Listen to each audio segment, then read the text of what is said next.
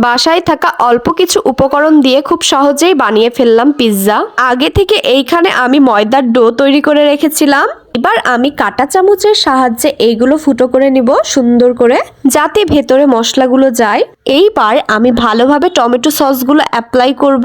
তার উপর আমি এই যে ফুলকপিগুলো দিয়ে নিলাম। আমি এখানে মাংসগুলো আগে থেকে ম্যারিনেট করে ভেজে নিয়েছিলাম। মাংসগুলো ম্যারিনেশন করতে আমি ব্যবহার করেছিলাম সামান্য পরিমাণ গোলমরিচ, আদা বাটা এবং সয়া সস। এরপর আমি এইখানে দিয়ে দিলাম টমেটো, পেঁয়াজ এবং কাঁচামরিচ। এরপর আমি দিয়ে দেব সামান্য পরিমাণ গোলমরিচ। তবে এইখানে আমি চিজ ব্যবহার করিনি, আপনারা অবশ্যই চিজ ব্যবহার করবেন, মোজারেলা চিজটা ব্যবহার করবেন আপনারা। এরপর চুলায় দেবার পালা। এখানে আমি একটা ছোট্ট রিং ব্যবহার করেছি। এবার হাই টেম্পারেচারে চুলাটা জ্বালিয়ে দিতে হবে। এরপর ঠিক এইভাবেই পিৎজাটা বসিয়ে দিতে হবে। এরপর অপেক্ষার পালা।